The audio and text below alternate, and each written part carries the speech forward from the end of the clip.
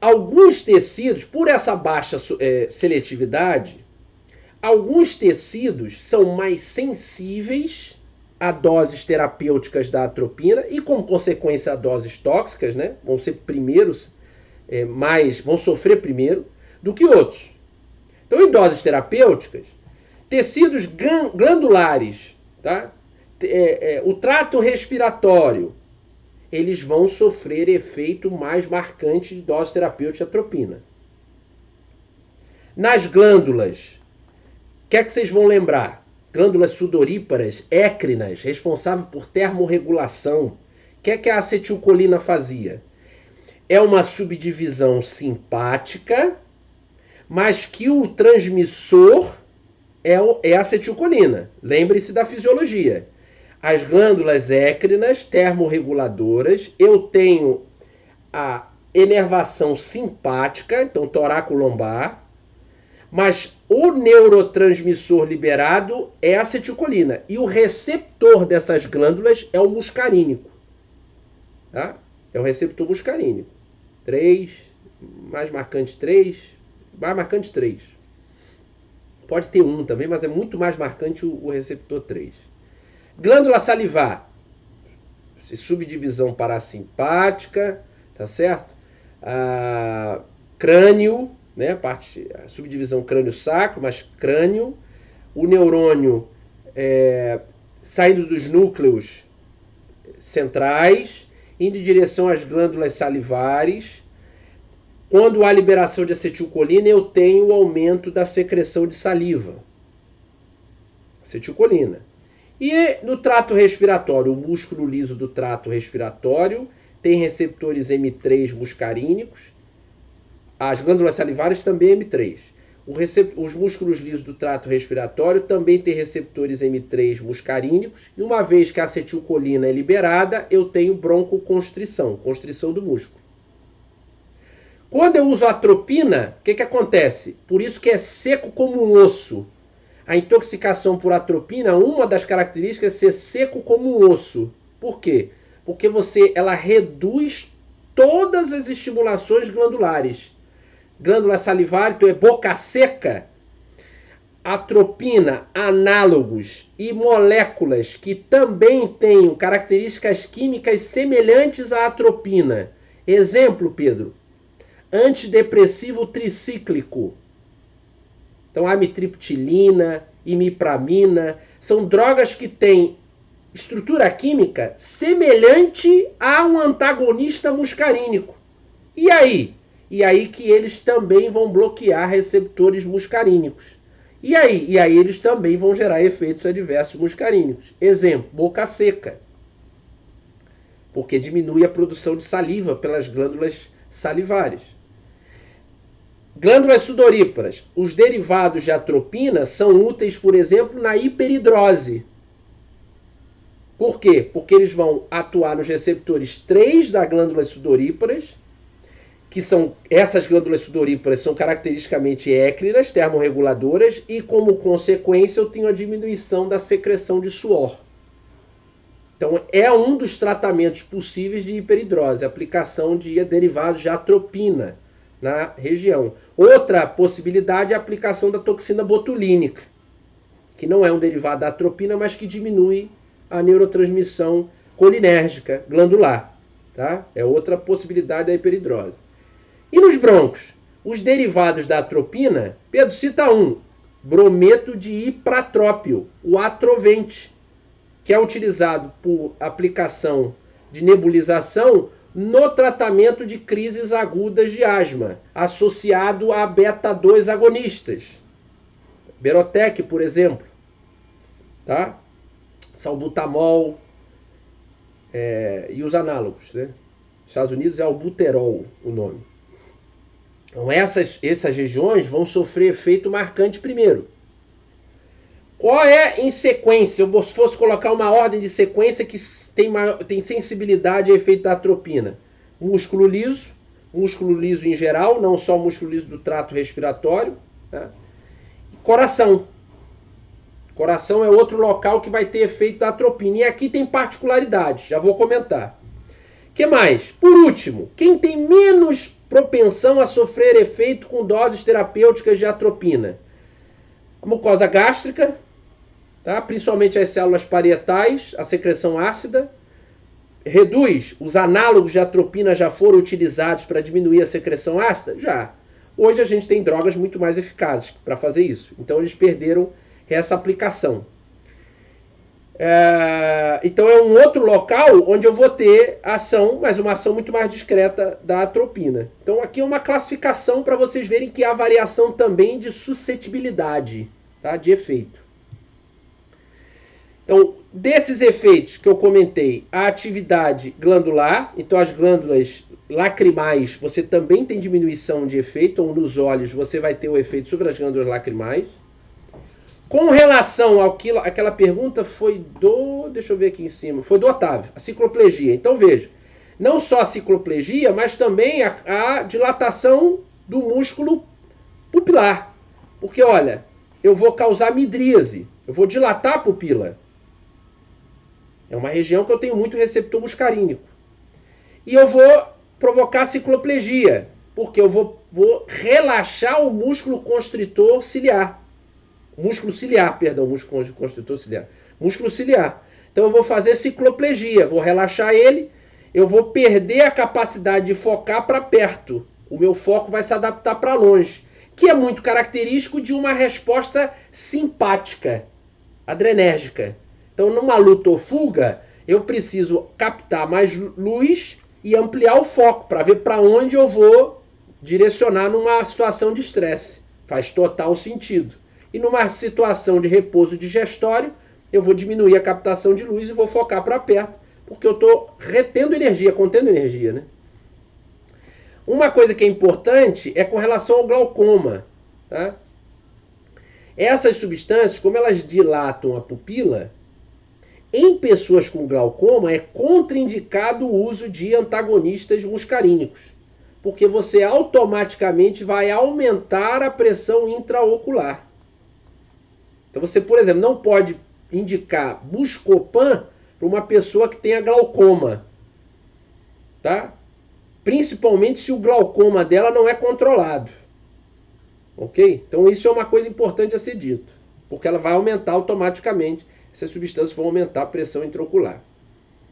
Com relação ao efeito central, como eu tinha falado, a atropina e escopolamina têm penetração fácil, aminas terciárias. Então tem efeitos estimuladores leves, dose terapêutica, efeitos estimuladores leves sobre os centros medulares, efeito sedativo. A escopolamina tem um efeito sedativo até mais característico do que a atropina, mas é uma variação muito pequena, vai depender da dose.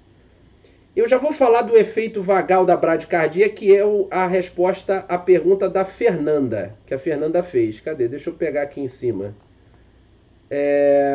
Cadê a pergunta da Fernanda que eu já perdi? Tá aqui, tá? Que é o uso no infarto. O uso no infarto, Fernanda, é em relação a uma resposta autonômica de reflexo vagal.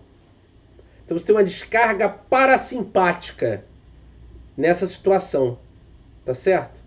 E isso pode ser utilizado, e você vai ver esse efeito quando utilizado a atropina. Eu vou mostrar a figura já para você, que é esse efeito vagal de bradicardia, tá? Doses tóxicas, então, vamos lá. Quando eu tenho doses tóxicas da atropina, qual é a característica central que eu vou ter? Eu vou causar não só atropina, tá? Já vou pegar até o gancho aqui, a escopolamina também. Excitação, uma agitação psicomotora, alucinações, tá? Delírio e em quadros mais graves, coma e morte do indivíduo, tá bom? Que é doses muito acima, por isso que até é utilizada de novo, lembra vocês, como veneno, né? Com relação às glândulas, é um bloqueio de todas as glândulas, secreção, então de novo seco como um osso. Sim, outra descrição de uma intoxicação de atropina, né? Que é essa intoxicação como veneno, É cego como um morcego. Vocês sabem que o morcego ele enxerga mal. Então, por que cego com morcego? Porque faz midríase com cicloplegia. Então você perde a capacidade de focar para perto. Então é exatamente essa característica que se descreve. Com relação aos efeitos centrais, doses tóxicas, é louco como um chapeleiro, chapeleiro do desenho da Alice, né? Porque alucinações, agitação, delírio. Com relação às glândulas, é seco como um osso. Porque tem bloqueio da secreção de glândulas. Glândulas salivares, glândulas lacrimais, sudoríparas. No coração, aí vem o que a Fernanda perguntou e vamos lá que eu vou... Esse ponto é interessante. Vejam. O coração ele é rico em receptores M2 muscarínico. Vocês estão vendo que eu coloquei na figurinha aqui que eu adaptei do coração. Eu tenho receptores M2 no coração como tecido e tenho receptores M2 também nas células do nó sinusal e átrio ventricular, além dos feixes His-Purkinje. Então tenho presença de M2 espalhado pelo coração. A acetilcolina, quando se liga a receptores M2, ela automaticamente faz o quê? Dromotropismo. O que é o dromotropismo? Ela diminui a descarga elétrica sinusal, consequentemente atrioventricular, então ela faz redução de ritmo elétrico e redução de batimento, como consequência, porque também vai interferir no músculo. Então, redução de ritmo, então faz dromotropismo negativo, cronotropismo negativo, que a frequência diminui, e inotropismo negativo, diminui a força. Muito bem. Aí vocês vão dizer assim, mas olha o gráfico. Vamos olhar o gráfico. Frequência cardíaca por dose de atropina. Então, em doses baixas, observe o que acontece com a frequência. Ela cai. Alguém saberia me dizer, alguém que tenha estudado aí no Katzung, saberia me dizer por que eu vejo esse efeito na frequência cardíaca em doses baixas de atropina? Vai responder a pergunta da Fernanda. Esse enredo todo aqui vai responder a pergunta dela. Alguém sabe me dizer por que diminui em dose? E vocês veem que a dose, quando eu aumento a dose de atropina, a tendência é fazer... Então aqui eu faria uma bradicardia, aqui eu faço uma taquicardia. Esse efeito é particular, outro detalhe, é um efeito particular da atropina. Você não vai ver isso com a escopolamina, nem os derivados. Eu vou frisar de novo. Essas substâncias não têm seletividade. Não tem. Não tem. Mas elas têm leves... Eu já nem lembro o termo que eu usei. Não foi preferência. Mas eu vou usar agora preferência. Elas têm leves preferências por determinados subtipos de receptores. Em dose bem baixa, a atropina tem preferência por receptores M1.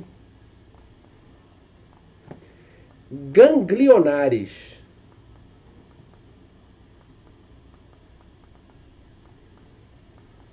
Os receptores M1, vocês não acham, e eu comentei isso na aula passada, que a gente falou sobre agonista colinérgico, que os gânglios têm, tanto simpático quanto parasimpático, marcadamente presença de receptor canal iônico nicotínico neuronal. Não foi isso que eu falei? Mas eu comentei, eu lembro bem que eu comentei, que tinham outros receptores em menor quantidade. Dopaminérgico, adrenérgico, muscarínico. O que é que esses receptores fazem ali? Eles vão atuar, os muscarínicos 1, como o que o Otávio disse, autorreceptores.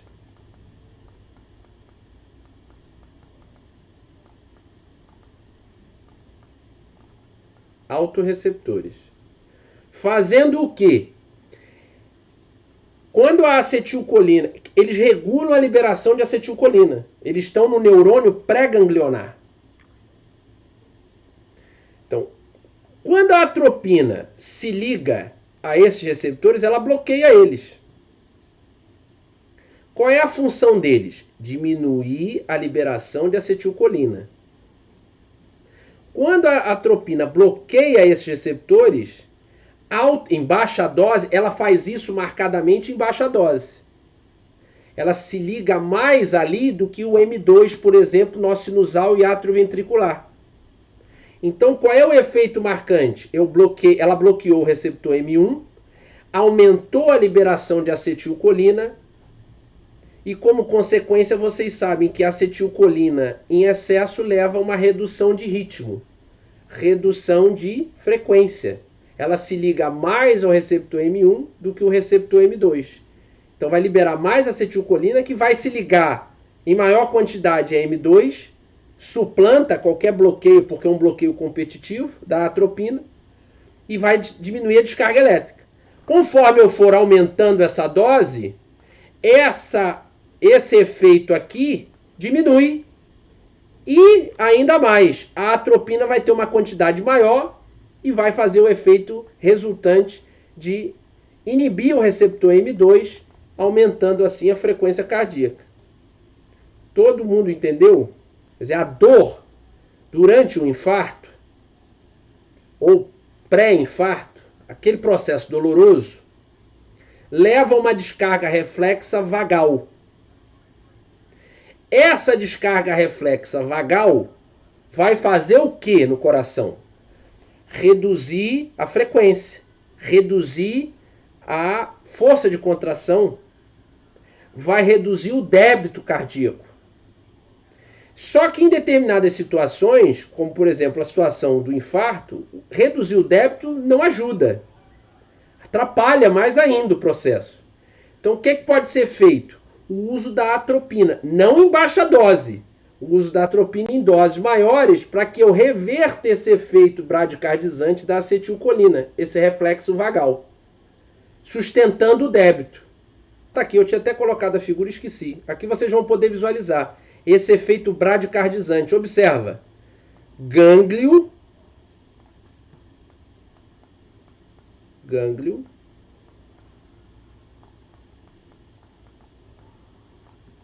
Certo? Neurônio pré. Neurônio pós.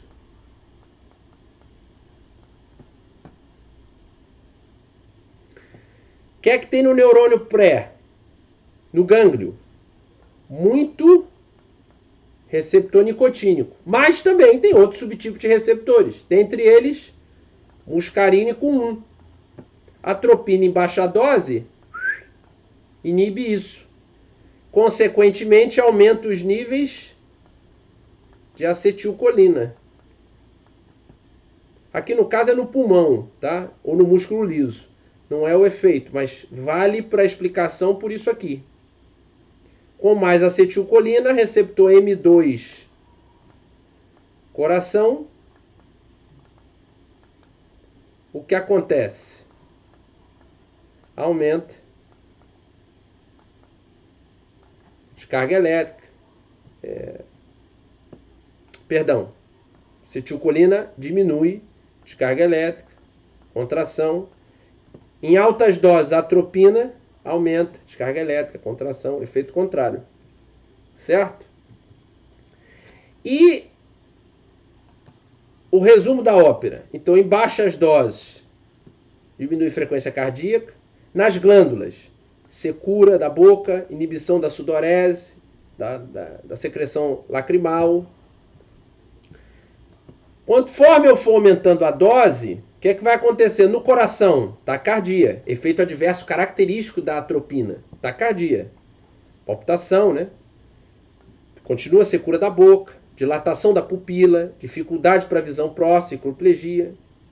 Professor, só mais uma dúvida. A atropina nesse momento de dor pré-infarto previne o infarto ou reduz a gravidade? Reduz a gravidade, as consequências deletérias, que seria, por exemplo, a queda do débito. Entendeu? Não previne, reduz a gravidade. Oi? Em doses muito altas, efeito central. Doses altas e efeito central. Aquilo que a gente viu. Louco como chapeleiro, enfim. Vamos lá. O efeito nos brônquios, a acetilcolina causa broncoconstrição, marcadamente por efeito M3. Os análogos da atropina e os antagonistas muscarínicos vão fazer o quê? Broncodilatação. Redução da secreção. A acetilcolina aumenta a secreção. Então aqui, os antagonistas muscarínicos, ipratrópio, tiotrópio, broncodilatação. Tá vendo? Broncodilatação. Antagonismo de receptor M3. Diminui as secreções.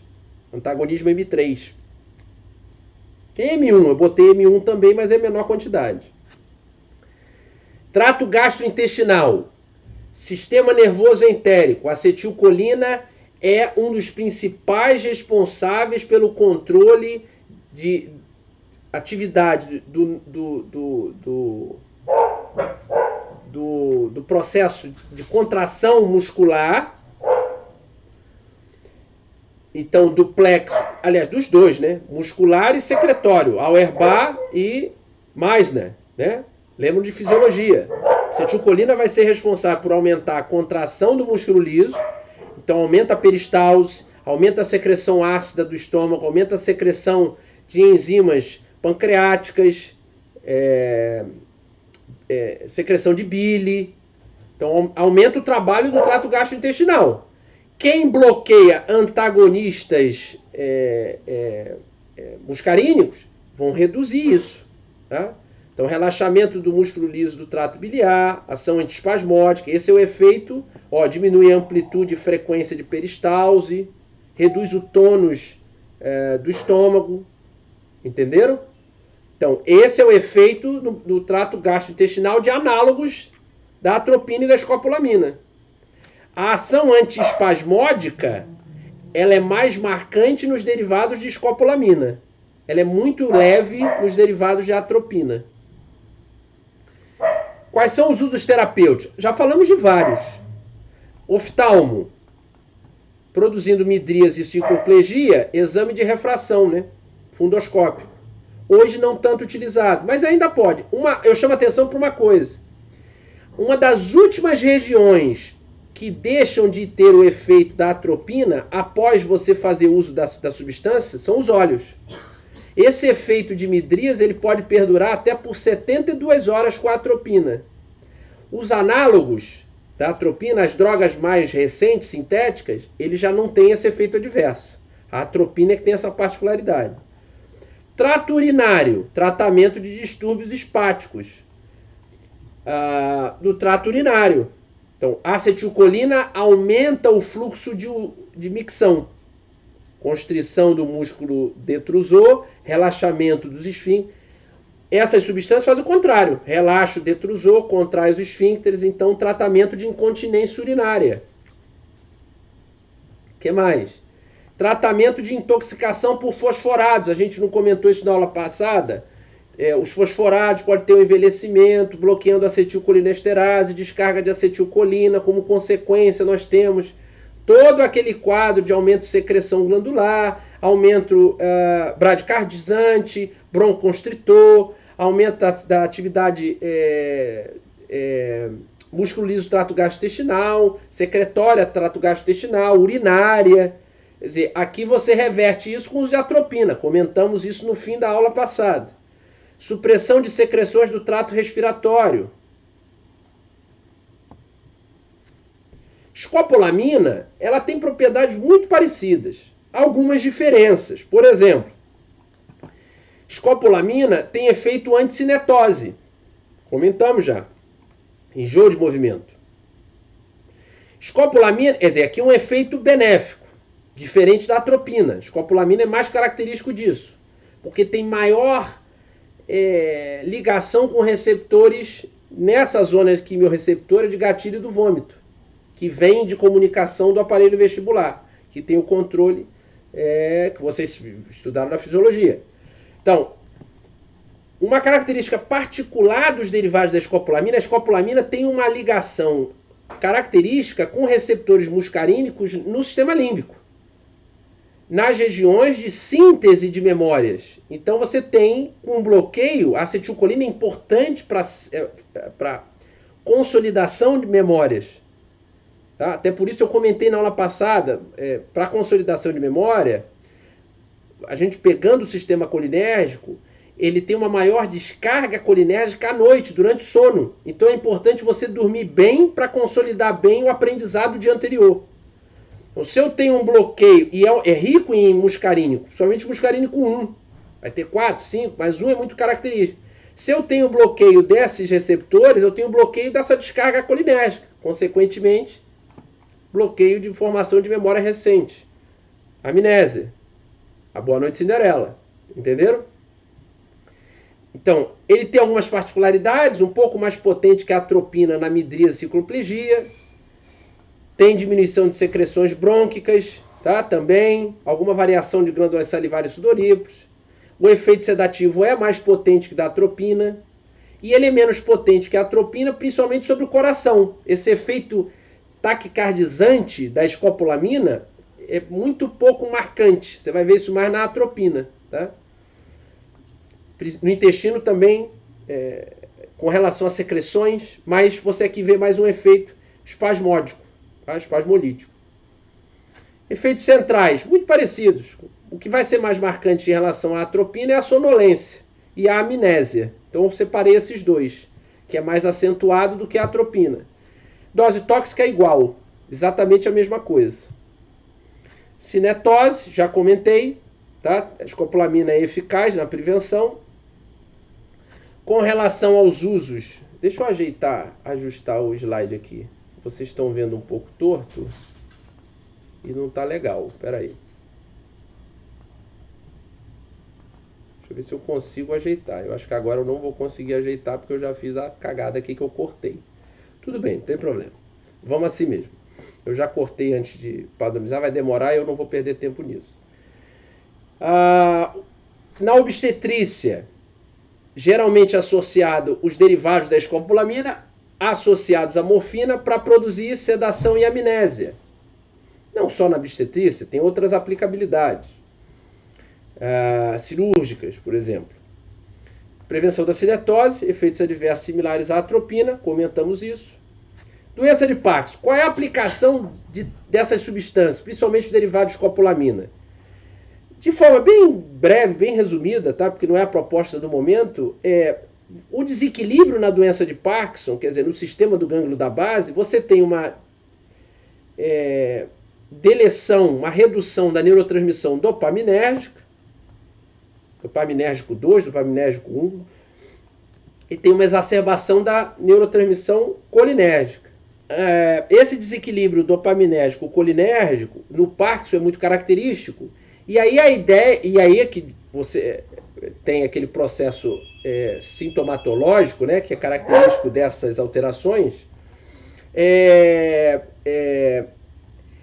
o uso de um antagonista muscarínico aqui, vocês já entendem, e principalmente associado à levodopa, porque aqui eu aumento os níveis dopaminérgicos, aqui eu diminuo os níveis colinérgicos, então tento um equilíbrio.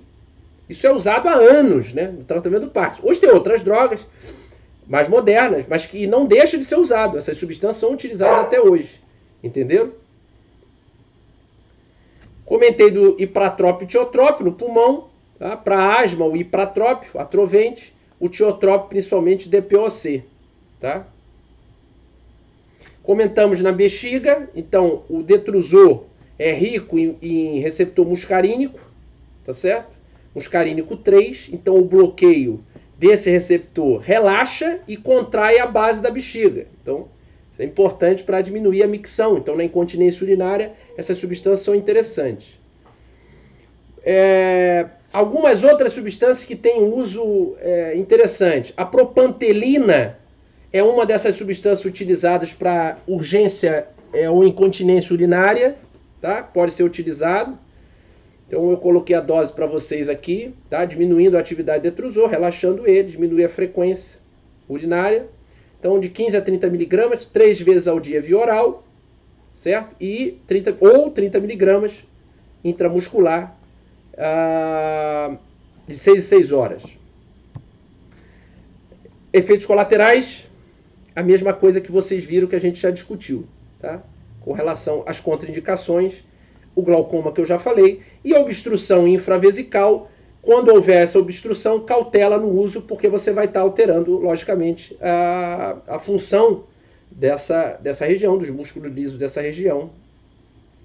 Então, me parece muito óbvio também. Outras aplicações clínicas, então, do geral, né, dessas substâncias. Cardiovascular, a atropina, como a Fernanda perguntou, principalmente na situação de infarto. Aqui, o uso na bradicardia sinusal também é possível. Oftálmica, dilatação da pupila, o exame fundoscópico. Neurológico, prevenção da cinetose, tá? E no caso do Parkinson,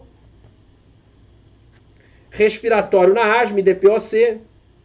Como o Pedro tinha perguntado, a medicação pré-anestésica, então atropina em menor capacidade e os derivados da iosina, que é o da escopolamina, com mais efeito marcante, então respondi a ele.